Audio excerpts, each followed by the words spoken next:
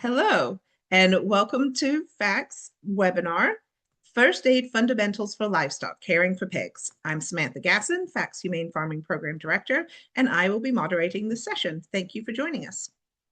Before we dive right in, let me take a minute or two to do a few quick introductions. Food Animal Concerns Trust, or FACT, is a national nonprofit organization that works to ensure that all food producing animals are raised in a humane and healthy manner. We accomplish this by supporting humane farmers through our humane farming program, promoting policies that make foods from animals safe and healthy to eat through our Safe and Healthy Foods program, and generally help consumers make informed food choices. Please visit our website at foodanimalconcerns.org to learn more about all of our other farmer services. As always, I'd like to thank my wonderful colleague, Catherine, especially today, because it's been a little tech janky today. And she will be here to take over if I disappear. All right, at this time, I am delighted to introduce the truly amazing Kathy Mittenson. Kathy is a large animal vet and owner of Heart Horse Mobile Veterinary Services in Raleigh, North Carolina. And she is my personal farm vet, and she's amazing. And that photo is her right after she castrated one of my piglets and taught me how to castrate piglets. So she grew up in the Northeast as well as here in the Triangle. She has had the opportunity to ride horses most of her life, largely in the hunter jumper ring, and dabbles in eventing and endurance riding. She attended Duke University here in Durham for her undergraduate studies, receiving a dual major in biology and environmental science. She is a proud graduate of NC State College of Veterinary Medicine and enjoys working with all large animal species. And that would be horses, goats, sheep, cows, alpacas, and pigs, just to name a few. Dr. Kathy is a certified veterinarian acupuncturist and equine chiropractor as well. In her spare time, which I don't see how she has any spare time, she enjoys riding her horses Turbo and Dale, hiking with her husband David, and tackling never-ending farm projects. We are so incredibly lucky to have Kathy with us for the second time. And I am going to go ahead and turn it over to you, Kathy. Thank you so much. Right. Hello, everybody. Let me share this screen. All right. Does that look right, everybody? Because what I see, Not yet. Can't see it yet, but it's can't loading. see it yet. Oh, that's right. It's on this one. Okay. I had to switch There we There screens. you go. go. There it goes. Okay, Perfect. perfect. All right. So thanks so much for having me back. I had a really good time with the small ruminant talk last year. And I'm excited to talk to you about pigs. Sam did a really, hang on, a really great introduction, but as she mentioned, I've been practicing vet med for about 8 years. In Hickory, which is kind of the western part of North Carolina, and then back here in Raleigh. I opened my own practice this past August, where we see a good number of pigs. I'd say our practice is still heavily equine. About I think the last time I looked at numbers, it was 70% horses, and then the rest are split between small ruminants and pigs. There aren't many people around here that practice on pigs. I really enjoy them. They've got really interesting medicine. They're just, as all of you know, a little challenging to restrain and work on. So we'll talk about that. Um, Most of my clientele, fair warning, are going to be more pet pig owners. We have a lot of potbelly pigs in this area, and then a good handful of homesteaders with a small pig population. But I don't really have experience with your really large scale production pig medicine. So unfortunately, I won't be able to speak to that side of things too much, but could refer you to people that have that experience if you are looking for someone in that space. So yeah, these are all of my guys. Turbo on the left and Louie the donkey on the right with some chickens and my sweet little goats. I don't have pigs, and I'll be honest, I will probably never have pigs. I think they're great, and I really enjoy working on them.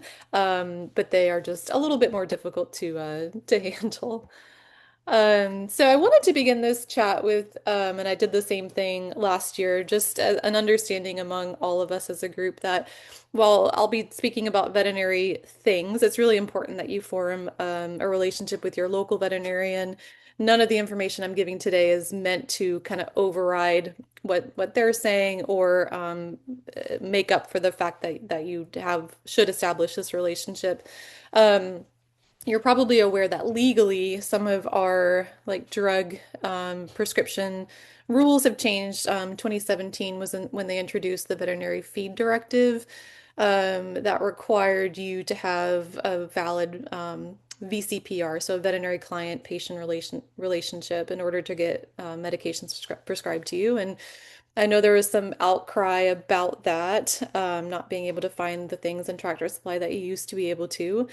And there's the reason for that, as much as I've had some people complain to me that it's the veterinarian trying to make a bunch of money. It's really it's not that. We were seeing a lot of going on Google listing out 10 different drugs that they've tried before the veterinarian comes into play. And so I would get to these farms and have truly nothing to work with because either they've used antibiotics inappropriately and I'm stuck trying to treat a resistant bacteria, or they've used them for completely inappropriate reasons. And so a VCPR doesn't have to be that the veterinarian comes to your farm for every single illness or sickness. It means that you have a relationship and that we've seen your animal or your herd in the last year. Um, so I do encourage you to form a relationship with your local vet if you haven't already. It's really important just so we're all on the same page about what is going through your herd. Veterinarians may be able to tell you, like, in the area, are there diseases that are more prevalent or that you should be concerned about? So just wanted to put that out there first thing. So today we're going to be talking a little bit about general care of pigs, kind of your more typical procedures, and then more emergency cases, what I typically get called for, common diseases that I will get called for, and then basic first aid kit. Y'all have a lot of experience in this realm, so I hope it's not too much of too simplified for you going into this. So as I've referred to a couple of times, restraint is the honestly the most challenging part about working with pigs, as I'm sure you know. And so there's a lot of ways that we will work with them. The biggest thing is having a small space for them in order to confine them into a corner with a pig board, get them in a more of an isolated place so that you can actually work on them. When they're out in a big pasture, it's can be really hard to to do anything with them. They're much faster than we are, and it's amazing how fast like a 600-pound hog can start running. Um, the guy on the left with the pig board, this is a really valuable tool if you don't already have it on your farm. You can find them on Amazon, other places. It's called a pig board. It not only keeps like aggressive pigs, they're a little bit intimidated by the color and the shape of it, so it keeps them from coming at you, and it also is a great way to kind of corner pigs into an area so that we can squeeze them against a wall and work on them. We also do a fair amount of pig flipping. So anesthesia in pigs can be a little bit they're pretty sensitive to anesthesia, so I try and use it sparingly. And as a result, I do flip quite a few pigs in order to do tusk trims, foot trims, blood draws, things like that, just so I avoid having to sedate them. Sedation is effective, but you have to use a pretty big volume and they tend to sleep for a really long time. So I don't run to that as my first choice if it's going to be a short procedure. And then the image on the right, which I have no idea why the pig is blue, but it's the image I found of intranasal midazolam, is to give sedation, which obviously would have to be done by a veterinarian.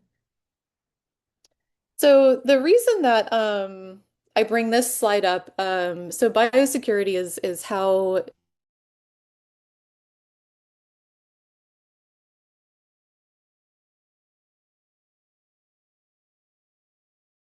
different groups of animals and to protect them. Biosecurity is first and foremost our defense against disease. So if we practice really good biosecurity, the goal is that we won't have to use medications as readily.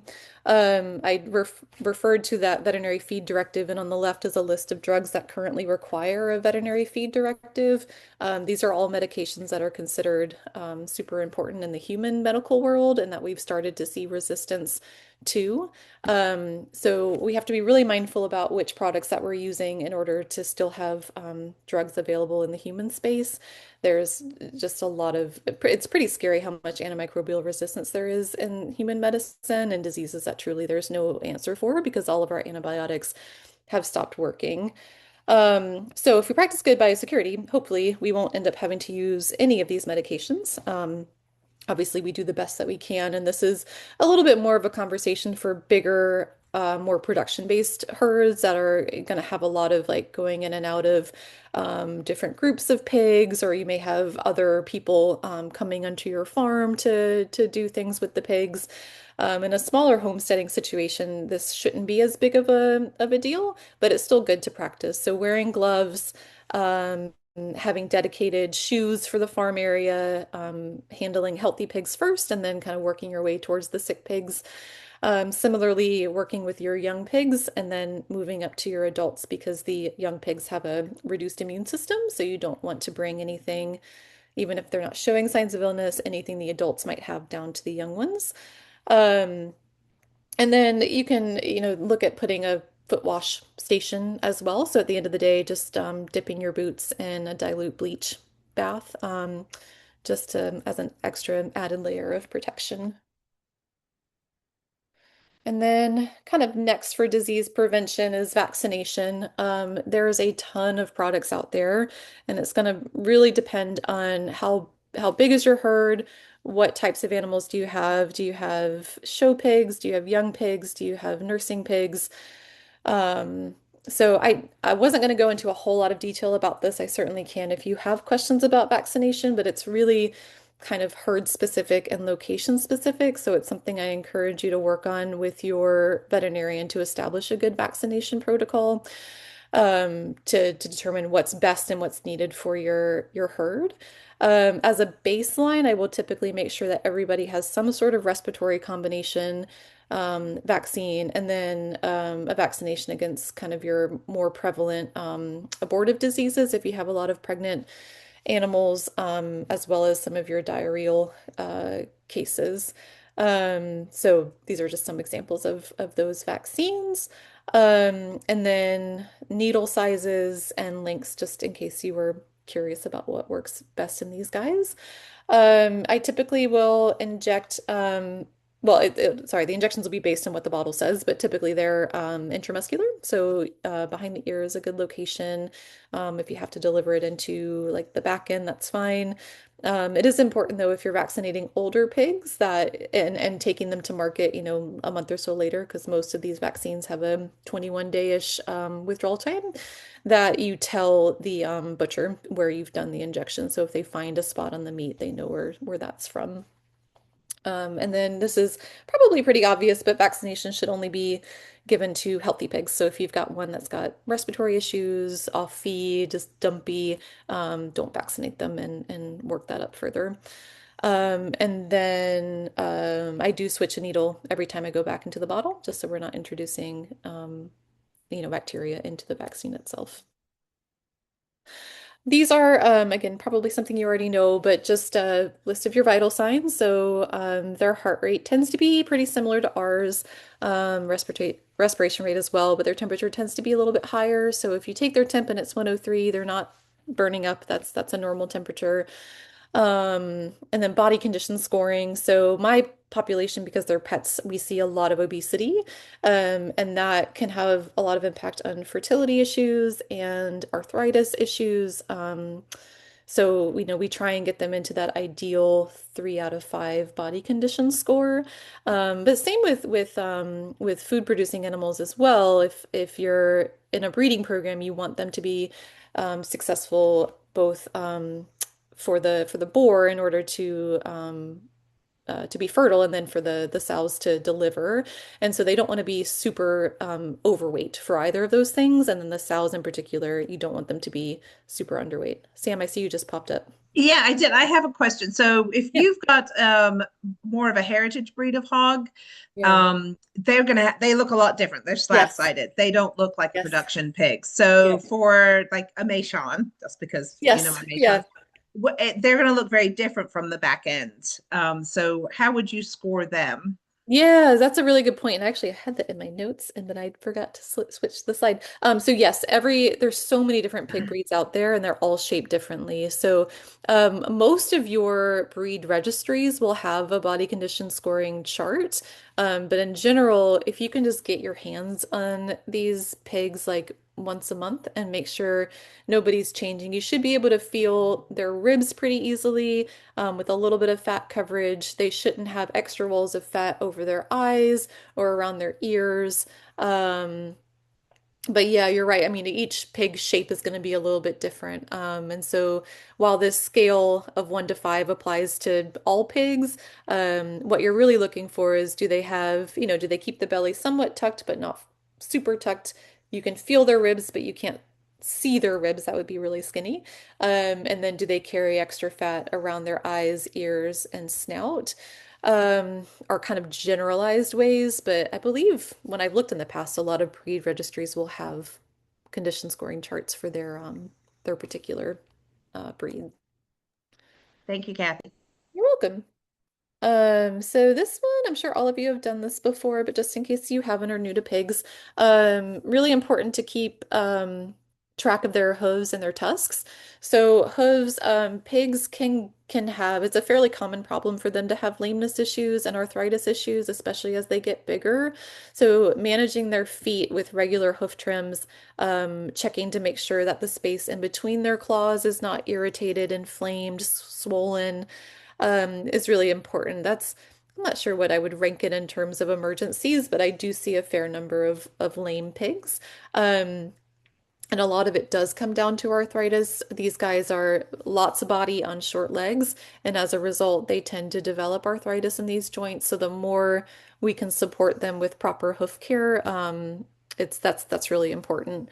Similar, so tusk trims, obviously more for like an aggression, preventing injury to other pigs. I have this one client that's got three pigs, and one of them is they're pets, but one of them is neurologic and has these tiny, like super sharp tusks. And I've been out there like 3 times for puncture wounds to his brother. So just staying on top of the tusk trims. And for those, I will flip them as demonstrated in the picture to the right and use giggly wire to saw that off. You don't want to saw it all the way to the gum because you can kill the tooth. So you want to leave about an inch between the gum and the tooth where you saw it off. And then for the feet, I usually just use a pair of garden shears if the feet are soft enough. If not, I'll use horse hoof nippers to trim the extra length off. And then just make sure that the surface of the foot is touching the ground. There's no rolling over of the hoof wall. And then other common procedures. So castration is probably the one that you're most likely to try and do yourselves. And so I will present the rest of this information with the caveat that any pig that's older than 1 to 2 weeks, or you can't palpate 2 testicles, or you notice that there's this giant bulge that might be a hernia, as the picture on the left shows. Don't try and attempt those on your own. I had a producer bring a piglet to me with intestines hanging out of that site, and we have to euthanize. So be really mindful of kind of what you're getting into and what you feel comfortable with. Um, so at this age, at like 1 to 2 weeks of life, the testicles are small enough and the vessels are small enough that you can do the cut and pull technique. So I still like to block these guys with lidocaine and give them pain medication. I use injectable Banamine or Flunixin. And so I'll have someone hold similar to the image in picture two, but if they're a little bit bigger, I'll have them kind of swing them between their legs, and pull the pig's hind legs upwards. So they've got kind of good control of those. I'll inject lidocaine into the spermatic cord, to numb that area, and then I'll do my 2 incisions. So you'll make an incision directly over the testicle and then slowly pull the testicle out so that you stretch those vessels. Do not advise doing this on your own first. Like Sam was saying, I went out there and showed her how to do a castration, and I highly recommend that you have your veterinarian do that as well, just so you know how much tension to apply, because you don't want to be ripping testicles out, then you will have some bleeding problems. So have someone that knows how to do that come and help you with the first couple. I'm going to pop in here. If it's making you crazy that I'm popping in here, tell me and I'll No, stop no, no, popping. you're not. I'm just gonna stop talking when I see your face though, because I don't. All right, so a couple of things. Somebody asked, what would the dosage be for the what it was lidocaine for the that piglet. So if The somebody already has lidocaine, lidocaine. Yeah, I always just pull up like they don't have a lidocaine sensitivity like small ruminants do. So for most of these guys, I'll pull up like a cc and a half and distribute it between the two cords and then over the little incisions that I'm going to make. and I probably like most of you out there, I castrated without painkillers for forever and ever and ever, and I actually learned embarrassingly learned from a bunch of animal welfare people when I was at a conference a couple of years back that you really it's an awful thing to do and it's really painful for the pigs for their stress hormones stay at high levels for days afterwards. So that's why I had Kathy come out and castrate the pigs this time. So we weren't farrowing for a while and then we started back farrowing and I had Kathy come out and show me where to put those, where to put the lidocaine and where to put, when I should give the banamine and how much and everything. So go back to that relationship with your vet, with your large animal vet, and having them show you where to do it because it was a specific spot. So anyway, just jumped in to say that. Yes, thank you. Let's see, let me just check my notes and just make sure. Yeah, so yeah, if you can't feel two testicles, call. It's pretty common in pigs to have cryptorchidism, so they only have one testicle and the other one is up in the abdomen. And so, especially if you're going to be like selling these pigs, I'm not sure why you would do that, but you don't want to present them with the assumption that they're castrated when they're not. Similarly, they'll still produce boar taint if they have one testicle in their abdomen. So if you're only seeing one, stop, don't castrate, and call your vet. And then we discussed the herniation. So on the left, you'll see so how you can differentiate a hernia from a testicle. The hernia should be reducible, and what that means is if you press on it, it should like it has somewhere to go. It has it's pretty soft and you should be able to kind of push it into a space. The testicles are just going to stay there. And they're pretty firm. And so if you're suspicious of a hernia at all, especially a scrotal hernia like this one, don't cut into that because more than likely you're going to find intestine. Um, and actually, while we're kind of looking at this picture, Sam and I chatted before this presentation started that atresia ani, so lack of an anus, is fairly common in pigs. So when you have them flipped over like that, just also check that they have an anus. If they don't, there's really no options to fix that. So that I would call that animal. Oh, and then just because I've gotten asked this question before, pigs, because their testicles are in like uptight against their body, they don't hang in a scrotal sac like a goat or a sheep do or a cow. You can't ban them, so don't try to ban them. So this is just like a very generalized list of when to call, when you should call right away versus when you can kind of sit on it for a day. So if you pigs are pretty sensitive creatures, so when they're sick, they tend to be pretty sick. And if you can go up and touch one of them when you normally can't, or especially if you can go up and take a temperature on one of them when normally they're I've had some pet pigs that'll just let me do that, but it's super, super uncommon for them to just come and let you mess with them. So if they're down, especially if they're unable or unwilling to stand, not eating, open mouth breathing, these pigs are obligate nasal breathers, so they really should not be open mouth breathing. That's an emergency. Vomiting, lacerations that are deep, any fractures, any legs kind of hanging or dangling, prolonged labor in pigs, although their labor can last a really long time, but especially if they're pushing and nothing's coming. And then rectal or vaginal prolapse should be addressed pretty quickly.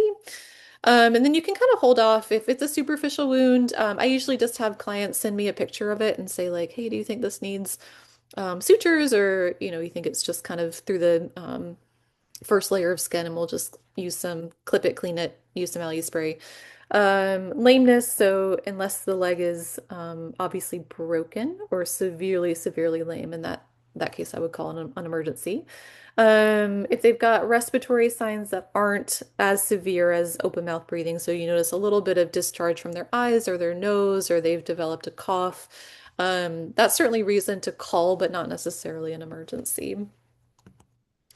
So now we're kind of going to go into common diseases that we see.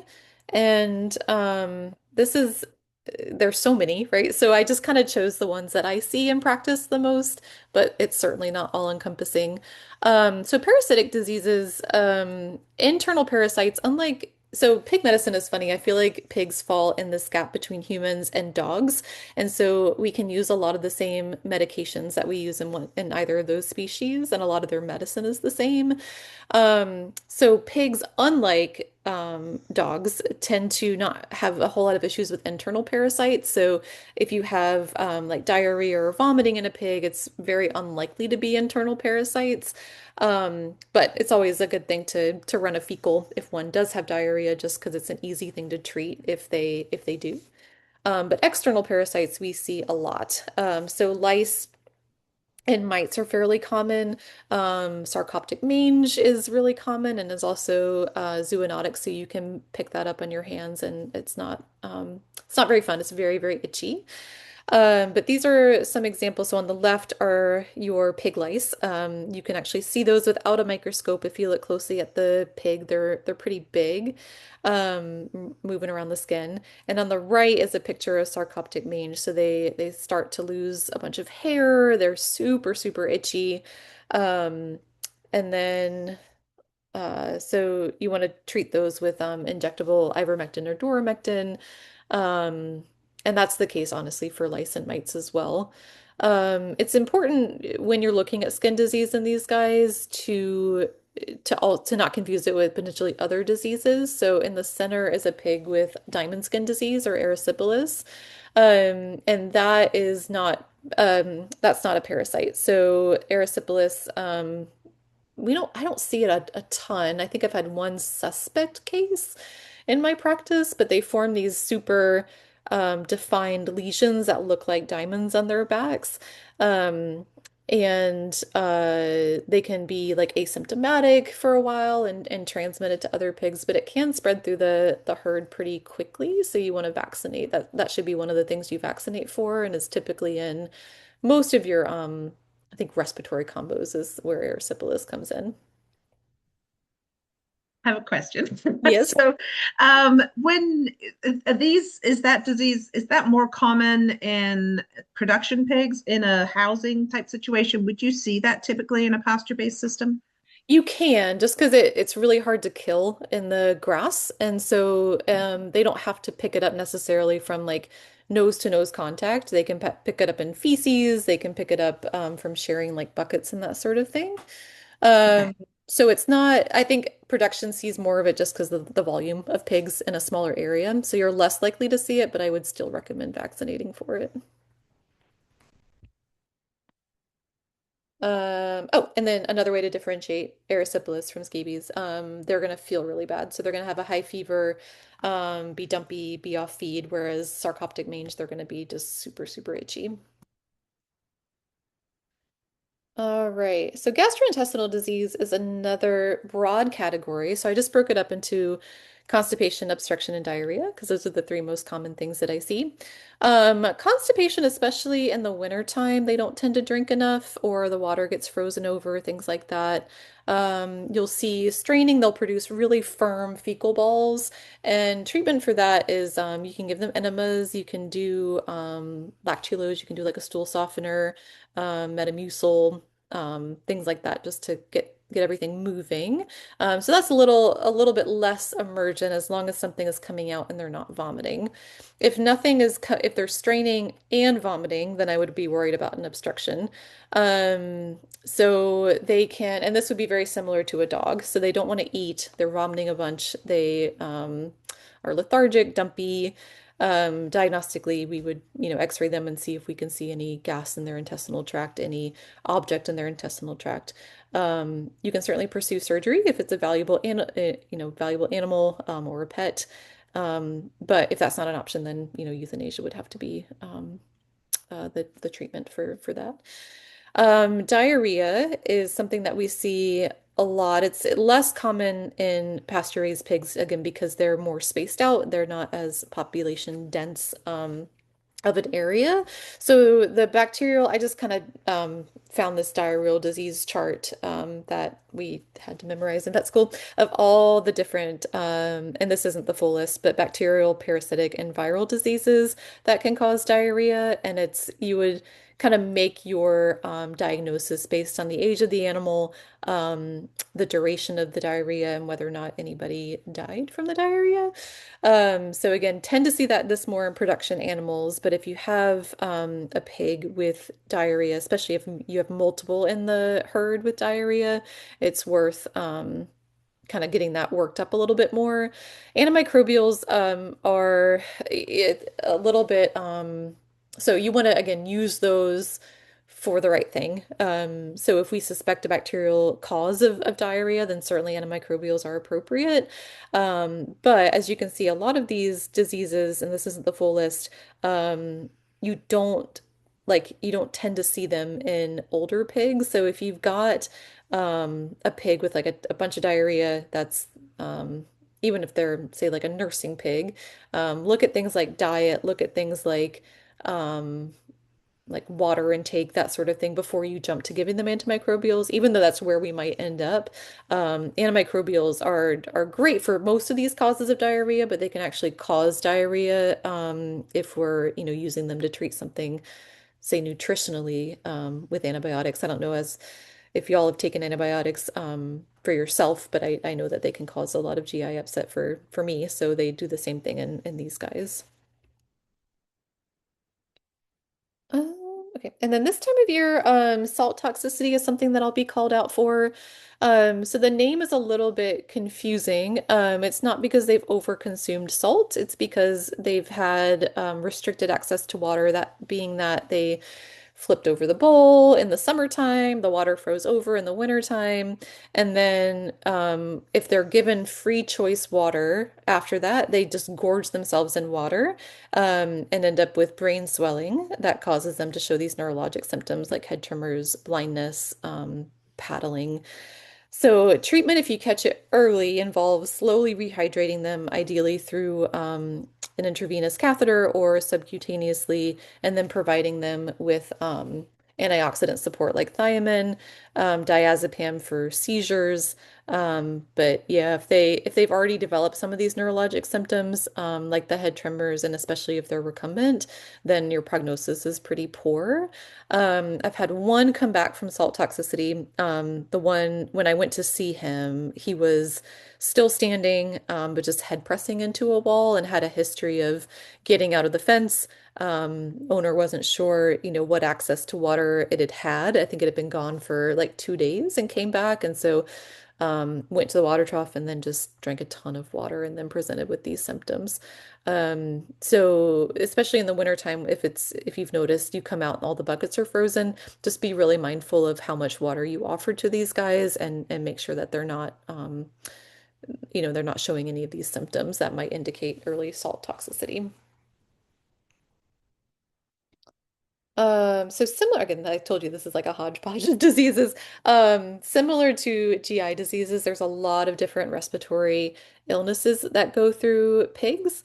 So when you have a pig with a cough, nasal discharge, heavy breathing, yeah, there's pretty much everything can cause respiratory symptoms. So bacterial, fungal, viral diseases, pulmonary abscesses, cancer, of course. Um, so if you've got larger diseases, sorry, if you got diseases that affect a large number of your pigs, but they spread quickly, like they're self-limiting, then you're more inclined to think of things like swine influenza, PRRS, circovirus, pseudorabies, all of which they have vaccines for. And then if you have diseases that kind of just persist in the herd, you would be more inclined to think like mycoplasma, Pasteurella, actinobacillus. So for most of those things, they will require antibiotics. If you have it going through your herd, I do recommend trying to get a culture on one of them so to make sure that we're treating with the right thing. If it's a single animal in a herd, I'll usually choose a broad spectrum antibiotic, and then if they're not responding, within a couple days, try and get a culture and just see what's growing. And then they also need to be on some anti-inflammatories. Again, flunixin is usually my anti-inflammatory of choice, which is Banamine. And then fluids, if they have been producing a lot of discharge and coughing, and they're just behind on their fluid intake, to do some sub-Q fluids. Sometimes if you have a respiratory disease and actually a GI disease as well, and it's going through your herd, and you have anybody pass, it's necropsies or autopsies are super important in these guys. You can learn a lot from them. So before, burying or discarding the remains, I highly recommend doing a necropsy if it's a disease that you're really not sure, what happened. And if you see anybody else in your herd getting sick, a necropsy is a super valuable piece of information. But it does need to be performed within the first, I'd say like 5 or 6 hours of death. And most of your states will have laboratories that you can take them to. I know here in Raleigh, a necropsy is, I think, like $75. And then they will also dispose for you. So in some cases, that ends up being cheaper than trying to find a way to dispose yourself. And then just another common thing that I'll see are rectal and sometimes vaginal. I'd say rectal is more common prolapses. So these can be secondary to a lot of different things. I mean, anything that causes straining. So coughing really hard, both diarrhea and constipation because they're straining to get fecal matter out can cause rectal prolapses. And then some pigs will have a genetic predisposition to rectal prolapses, and they need to not be part of your breeding stock. And so how to manage these, this is something that you could certainly learn how to fix from your vet, but I'm hoping that you wouldn't have to use it frequently enough that you'd need to practice it. But the tissue that's exposed, you'll need to clean it and replace it. And sometimes that means applying like a sugar iodine to the tissue to help it shrink and fit back into the space from whence it came, and then placing a suture to hold it in place. Following correction, I'll put them on a high fiber diet as well as, sometimes a laxative just to make everything that's coming out a little bit easier to pass. Sometimes if the tissue is devitalized enough, so is really unhealthy tissue, you'll need to, well, the veterinarian will need to cut away some of that tissue to replace it with healthy rectal tissue. I didn't have a great example. I do see this a lot. I just didn't have a great example of a pig predator attack. But I get calls like this, I mean, several times a year of a dog, stray dog coming in and attacking a bunch of my pigs. These are just images of a horse that I had to see last fall, for a dog attack. So figured to have a gross picture in this presentation. So especially if it's a dog attack, I do recommend, well, having a vet look at it if the wounds are deeper than skin.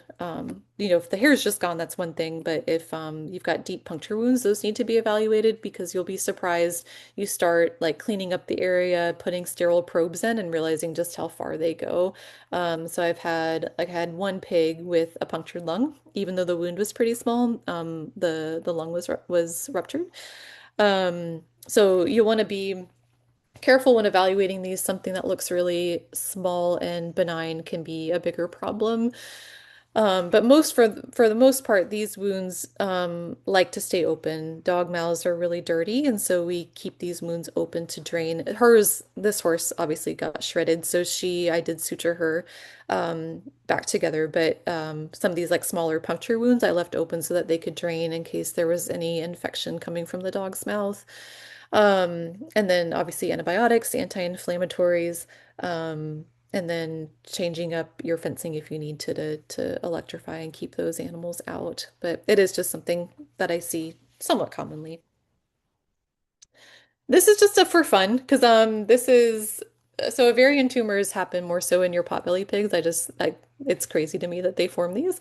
So on the left is like a 35-pound ovarian tumor that we took out of a potbelly pig, female that wasn't spayed. That's why we spay most of our pet pigs. So this was probably not super relevant. I just thought it was really cool.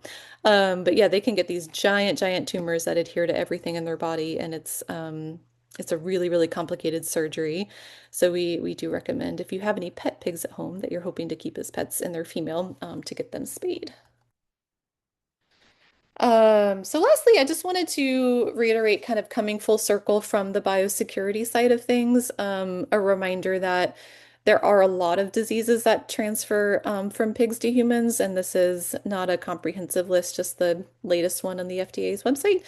So just practice really good biosecurity for yourself. Be mindful of kids that are handling the pigs, anybody older or immune compromised handling your pigs. Make sure that they're wearing gloves, not touching, not handling the sick ones, and then, washing your hands and clothes and that sort of thing.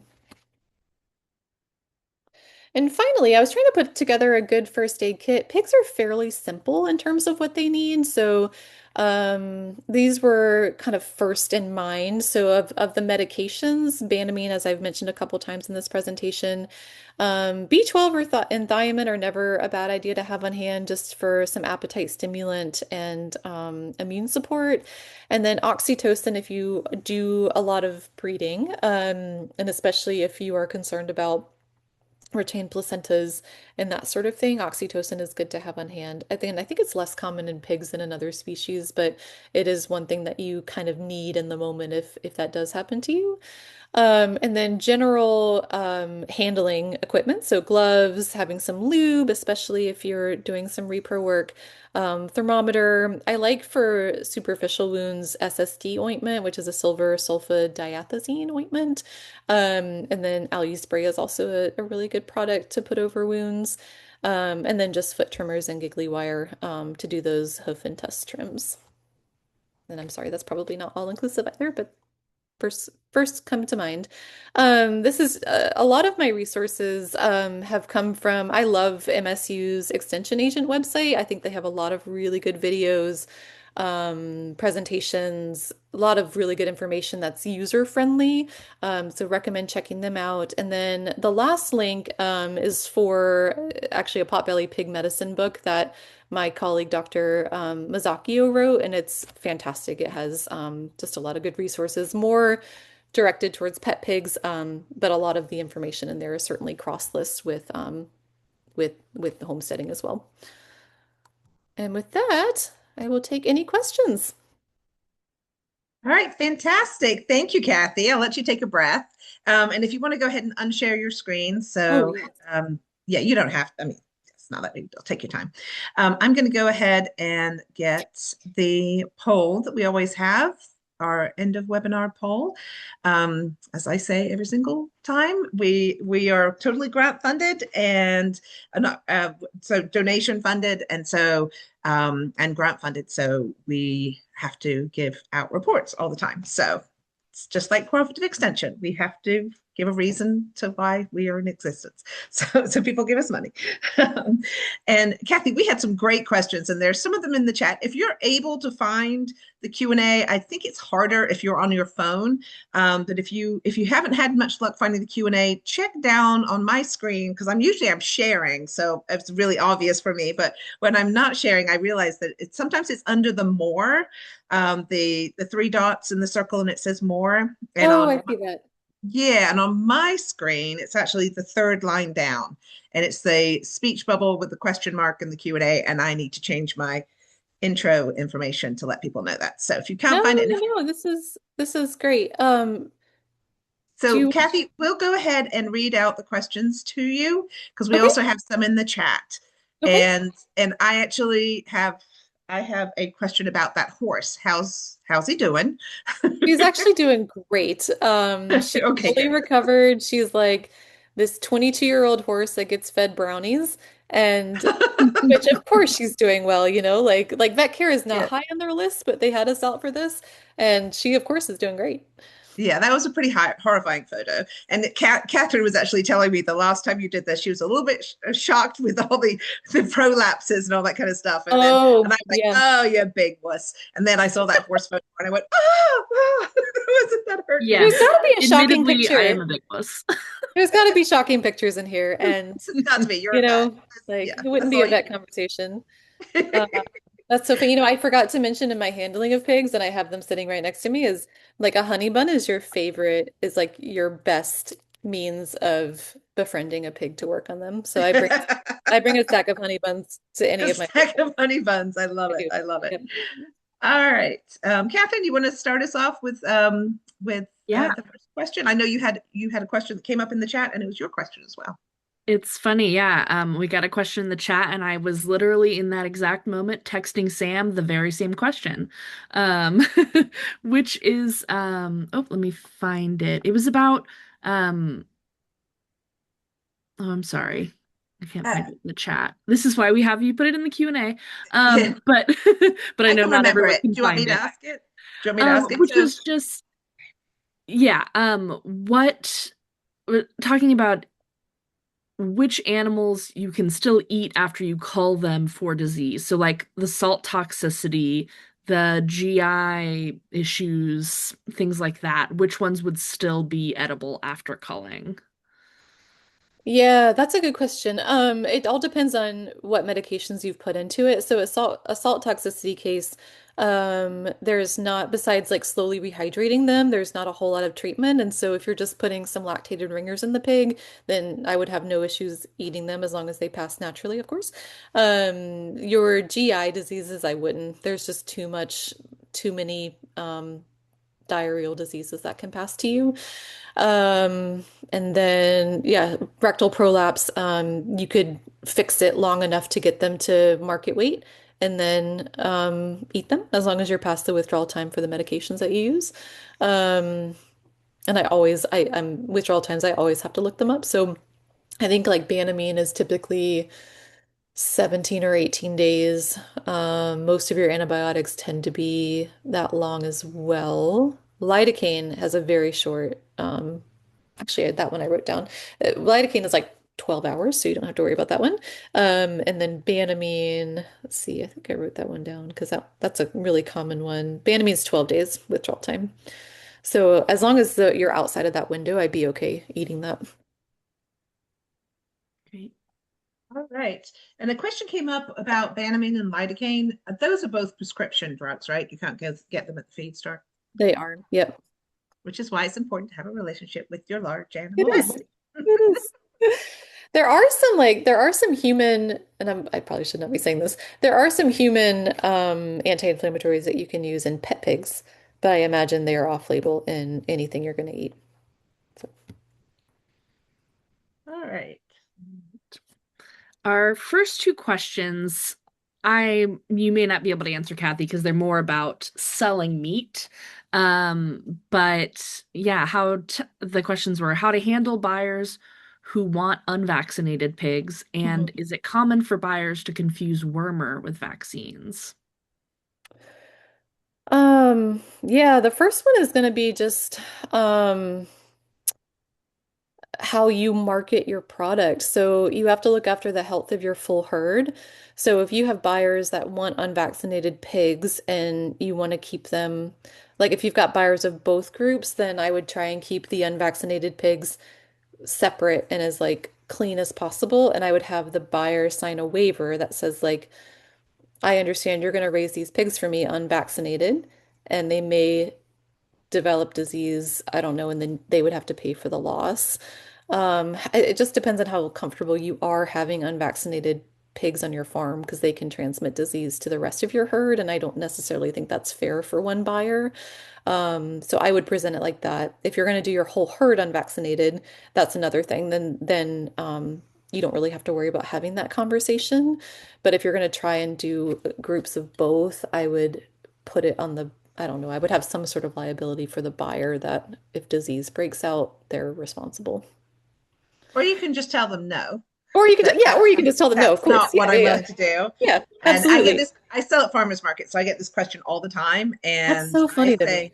I do what's best for my animals, and Yes. I will vaccinate for blackleg, period. It's just the way it is. And if I ended up with an issue with pigs, I would, and it was vaccinatable, then I would vaccinate. But we have pretty much a closed herd, so we don't have to worry about that. But yeah, Yeah. you don't have to sell to everybody. Sell to your people. Sell to the people who believe what you believe and think what you're doing is valuable. And the Yeah. rest of them, I'm not going to say what I was going to say, but Well, and ultimately, that question comes from a place of just not knowing what that means Yeah, that's true. and Just fear educate. mongering. And like something that we've talked about is that some brands label as no antibiotics ever, but that can actually be extremely inhumane if you have a very sick animal that you need to treat. So there's nuance to it that people don't get. And if you can educate them on that, I think that Yes. very likely they will trust that you know best because you're raising these great animals. So. Yes, I yeah. agree. And if they still don't like it, then they're not your person. And it's okay because there's plenty of other people out there. Yeah. And then the second is it common for buyers to confuse warmer with vaccines? I'm not sure if they mean, um, do they, oh, do you think they're talking about like when they ask for an unvaccinated pig, they They mean won't time. Yeah. an People don't un, know anything. You have to teach them. yeah. They don't know. So you worming versus you vaccinating, that some people think that's the same thing. Yeah, yeah, two It's a different great concepts. opportunity to teach. Yeah, it's a great opportunity to teach. Yes. All right. Do you see parasitic disease more in confined pigs or pasture pigs or equally in both conditions? Um, Yeah, that's a good question. I predominantly work with pasture pigs. And I don't see a ton. I mean, I'll see because I think somebody else, oh, same person asked about any worries about ticks for pasture-raised pigs. Yes. So tick-borne disease can certainly affect pigs. There are products like you can actually use Frontline on pigs, or Advantage like your dog products. I just would have to look at that's used off label, so you'd have to contact FDA if you're going to use this animal for me, contact FDA and ask them, can I use this preventative on them? My answer is probably no, but it's worth a question. But if you use, if you do injectable ivermectin twice a year, that at least will get your mites and lice. But I imagine they see it probably more in pasture pigs than, your indoor pigs that are very controlled. From the production medicine, I mean, nothing is getting out of there. I had a friend that used to do production medicine, and she'd have to shower in like 3 times to get to the house. And same thing coming out, shower 3 times. So yeah, I don't think that would be an issue for them. Okay, we have some questions in the chat because people weren't able to find the Q&A. Something must have changed on Zoom because this is the first time we've had having trouble with this. Um, so Any pet pigs? Kristen asks, why do you have to castrate? Oh, So if you could cover that, that'd be great. sure. Yeah, good question. So there is, and I know this is like blasphemy. I actually don't really eat pig, but I've heard that there's a taint that can come with uncastrated pigs, like a taste that can come into the meat that's unpleasant. So that's the primary reason I have producers ask me to castrate them. And then obviously for population management, make sure you don't have as you know, like their litters are pretty big. So make sure you don't have too many pigs than you have room for. And then some of like your aggressive behavior can be tampered down with castration. The roaming behavior, the destructive behavior can be tampered down with castration. Okay. Catherine, you want to ask the next one? In the chat or No, go ahead in the the Q&A. Q&A. Okay, We'll great. alternate. Let's alternate. Um, for those of us who are certified organic, do you have experience with certified organic solutions for the conditions and diseases you listed? Lidocaine is OMRI approved, so we can use that. Organic solutions for like GI diseases and that kind of thing, or respiratory diseases. Um, I mean, you are going to have to go for those antimicrobials for some of those cases in order to resolve them. It all comes down to, so if you're, hoping to stay away from those products, good biosecurity and culturing, doing di actually running diagnostics to see what's going on in your herd are going to be really important for you, so that you use antibiotics and medications as sparingly as you can. Okay, this actually two questions related to worming. One's in the chat, and one's in. I feel like I'm like, watching the chat and the Q&A. Usually we just go from the Q&A. I feel like I'm. Yeah. I don't know, doing something fancy. Anyway, so one person asks, how often do you recommend worming hogs, both big pigs and mini pigs? And it sounded like you said twice a year for ivermectin. And Yep. then the other question is, we use injectable ivermectin every 6 months on our pigs, which is what you recommend. Should we change this up with their breeding stock? So, but not just, because usually your pigs only stay with you for a certain amount of time. They might only be with you for a year and then you process them. But what about your breeding stock that you have around year round? Are you worried about parasites getting resistant in pigs same way you are in ruminants? Yeah, so and we've actually changed course within our ruminants. It used to be to rotate your dewormers, and we don't recommend that anymore. So if your dewormer is working, then we continue using that dewormer. Same for ruminants too. It's a little bit and so in ruminants, you're looking more at your internal parasites, and so you can check fecal egg counts. In your pigs, your predominant issue is going to be your external parasites, and ivermectin or doramectin is still like number one in treating your external parasites. And it's still a really effective product. So I wouldn't rotate for the sake of rotating, only if you're seeing resistance among your herd. So you're still seeing skin issues, you're still seeing lice, even though you've treated with ivermectin. So prevention is every 6 months. If you see an issue in your herd or you see one with lice, then you'll need to do 2 injections of ivermectin about 2 weeks apart. So you'll have to do that a little bit more back to back. And then internal parasites, this would be again more for your pet pig population, but you'll run a fecal egg test once a year like you would for a dog. Make sure they don't have any internal parasites that you need to treat with like NexGard or fenbendazole or something like that. All Okay, right. second. We've got a number of questions and running out of time, so I'm trying to find folks who I haven't had a chance to ask a question yet. Ryan asks, I've always heard to castrate after weaning. Is that too late?